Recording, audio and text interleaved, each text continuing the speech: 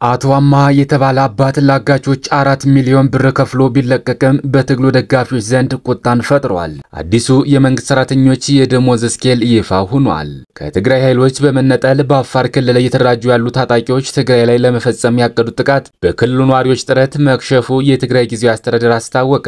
በሚኒስተር ደረጃ በሚመራ የፌስቡክ ሰራዊት ስነልቦናው የሚጎዳ መሪም ወደ 4 የሚከፈል ትግልም የለንም። ይህን ተከትሎም አርበኛ ዘመነ ካሴን በተመለከተ የተዘጋጀ የጥንቅር ዘገባ አለ ወደ እናንተ ይደርሳል። የዓለም የመጀመሪያው ግማሽ ትሪሊዮን ሀብት ባለቤት ስለሆነው ሰው የምንነግራችሁ መረጃ አለ። እስከ መጨረሻው ድረስ አብራችሁ ስትቆዩ እነዚህና ሌሎች ያልተሰሙ መረጃዎችን በዝርዝር እናስደምጣችኋለን።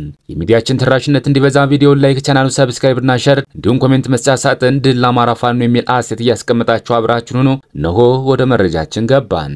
አቶ አማሃ የተባለ አባት ለአጋቾች 4 ሚሊዮን ብር ከፍሎ ቢለቀቅም በትግሉ ደጋፊዎች ዘንድ ቁጣን ፈጥሯል። አቶ አማሃ የደብረ ታቦር ዋርካው አባት ከአጋቾች እጅ ወጥተው ለቤታቸው በቅተዋል። አግተው 15 ሚሊዮን ብር የጠየቁት በአፋብኃ የበላይ እዝ በውባንተ ስም የሚንቀሳቀስ ክፍለ ጦር ውስጥ የሚገኝ አመራሮች ናቸው። የአጋቾቹን ማንነት ገላጭ በቂ ማስረጃ እጃችን ገብቷል። የታጋቹ አባት ቤተሰብ በብዙ ጭንቅና ምጥ በኋላ ድርድሩ በ4 ሚሊዮን ብር ተቋጭቶ ባለሀብቱ አቶ አማሃ ሳይገደሉ ቤተሰቦቻቸው 4 ሚሊዮን ብር ከፍለው መለቀቃቸውና ቤታቸው መድረሳቸው ታውቋል።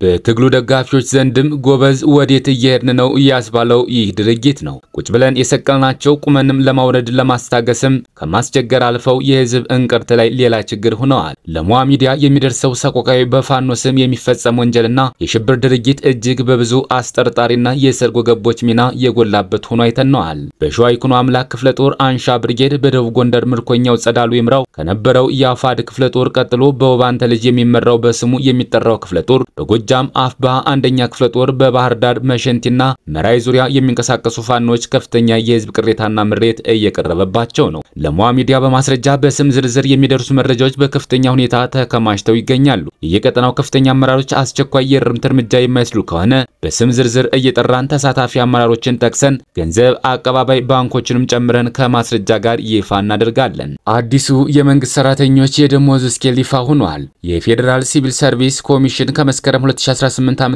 ጀምሮ ተግባራዊ የሚሆነውን አዲሱን የመንግስት ሰራተኞች የደሞዝ ስኬል ይፋ አድርጓል። በዚህ ማሻሻያ ዝቅተኛው የመንግስት ሰራተኛ ደሞዝ ከብር 4760 ወደ ብር 6000 እንዲያድግ እንደሚደረግ፣ ከፍተኛው የመንግስት ሰራተኛ ደሞዝ 21492 ወደ 39000 ብር እንዲያድግ እንደሚደረግ፣ የዲግሪ ተመራቂ መነሻ ደሞዝ 6940 ወደ 11500 እንደሚሻሻል፣ ከሲቪል ሰርቪስ ውጭ በተለያዩ ዘርፎች የተሰማሩ የመንግስት ሰራተኞች ደሞዝም ማሻሻያ እንደሚደረግበት አሳውቋል።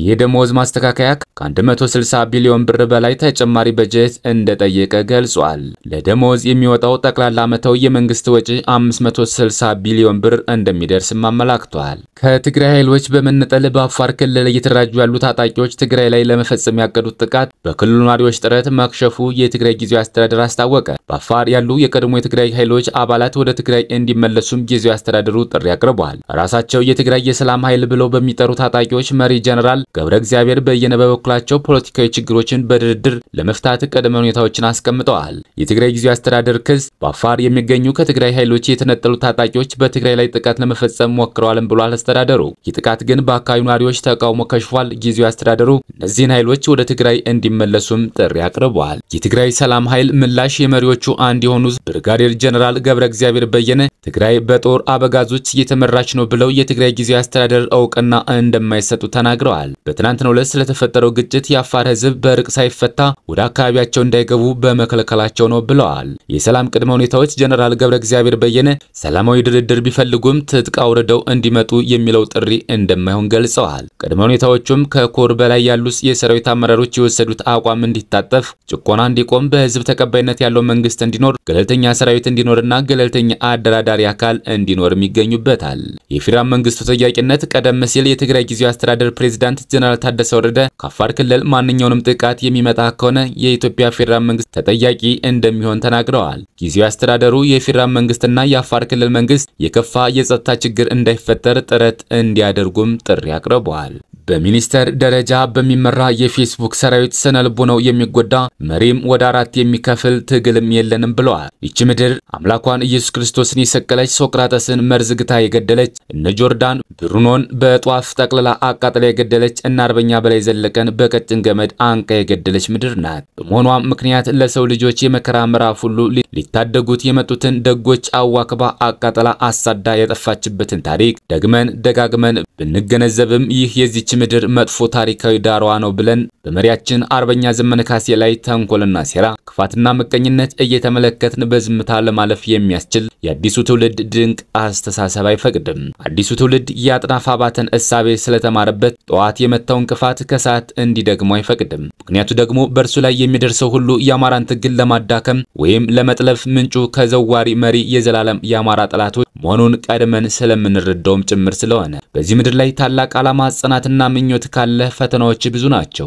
ዓላማ በገዘፈ ቁጥርና ይሄን ዓላማን ለማስፈጸም በወሰንከ ቁጥር የገዘፈ ፈተና ይገጥማል። ይህ የምድር ባህሪ ነው። ይህን በውል መረዳት ትልቅ ጥንካሬ ይፈጥርልሃል። ለሞት የደረሰ አደጋም ይሁን ቀላል የውጭና የውስጥ ሰው ሰራሽ የሴራ እንቅፋት ሲገጥም ከፈተናነት ያለፈ ታሪክ እንዲሆን አድርገህ አልፈውና ጥለኸው ትሄዳለህ። ሰው ከስሜት ክር የተሰፋ ሸማ እንዲሉ አርበኛ ዘመነ ካሴ ቀስቅሶ ካነቃውና መሳሪያ እንዲታጠቅ ካደረገበት ትልቅ የብሔርተኝነት ትግል ይልቅ የተለያዩ ሰዎች ባህሪ የተረዳበት የተሸከመበትና ችሎ ያለፈበት መንገድ በዚህ ትግል ውስጥ ትልቅ ትርጉም እንዳለው ነው የሚያስረዳው። ለዚህም ነው አንዱ 7 ቀንድ፣ አንዱ ደግሞ 77 ቀንድ፣ ሌላኛው ደግሞ 1007 ቀንድ ያለው ሐሳብ ተሸክሞ ቢጠጋው ተረድቶ የሚያስተናግድበት መንገድ ሌላ ተጨማሪ መሰጠትና ለመሪነት መፈጠርን የሚያሳየው። ይህ ደግሞ ያልተበረዘ የቤተሰቡ ጥሩ አስተዳደግና ጠለቅ ያለ በንባብ የዳበረ የአስኳላ ዕውቀት አጣምሮ ነገሮችን የሚረዳበትና የሚያስረዳበት አቅምን ያሳያል። ጨዋታውም ቁጣውም ይሁን ቀልዱም ከዚህ ይቀዳሉ የሚቀዱም ናቸው።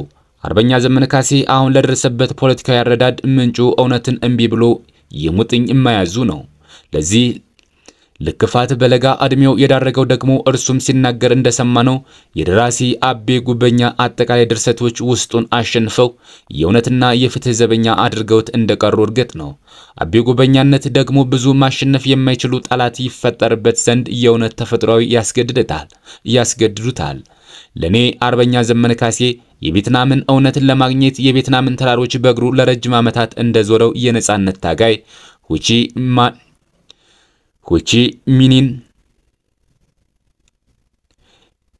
ሁቺ ሚኒን ይመስልብኛል። እርሱም ሀገራችን ውስጥ የጠፋችዋን የአማራ እውነት ለማግኘት የኢትዮጵያን ተራሮች በፍጹም ቅንነትና በደስታ የድሮን የጀት የደፈጣ ጥቃት እንዲሁም ሐሳውያን የወንድ ወይዘሮችን የሐሰት ፕሮፓጋንዳ ሳይበግረው ወደ ዓላማው በፍጥነት እየተራመደ የሚሄድ ጀግናና ተራማጅ አርበኛችን ነው።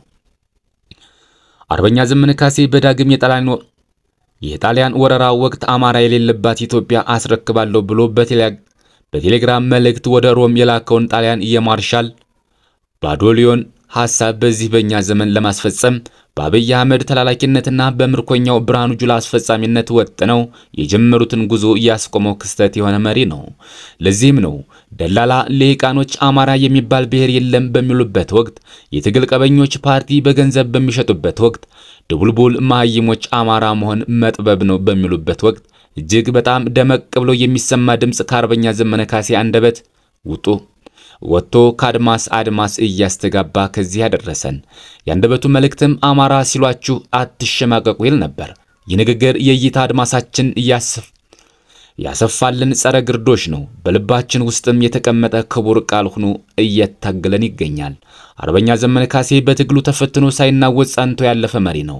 ትግሉን በስነ ልቦና ወደ አሸናፊነት፣ በሰው ኃይል ከምንም ወደ ሚሊዮኖች፣ ከጣውላ መሳሪያ እስከ ሸተር ያሳደገ ከፍ ሲልም ብዙ መሪዎችን የፈጠረ ድንቅ ወንድማዊ መሪያችን ነው። በአሁኑ ወቅት አብይ አህመድ ገና ሳያነጥስ ዲያቆን ዳንኤል ክብረት ይማረ በሚልበት ጊዜ ተመስገን ጥሩነህ እኩል ለማነጥስ በሚዘጋጅበት ጊዜ ታዬ አጽቀ ሥላሴ በሶፍት ያብይን ግንጭ ለመጥረግ እጁን በሚዘረጋበት ጊዜ እንዲሁም አረጋ ከበደና አገኘው ተሻገር ለታችኛው አመራር መሪያችን ሊያነጥሱ ስለሚችሉ ለማነጥስ ተዘጋጁ ብለው ትዕዛዝ የሚወርዱ ገረዶች በበቀሉበት ወቅት አርበኛ ዘመነ ካሴን የመሰለ ይህን ሁሉ የባንዳ ሰንሰለት ሰብረው የወጣ መሪ ማግኘትና በእርሱ መመራትም እድለኝነትም ጭምር ነው። በመጨረሻም ኢለን መስክ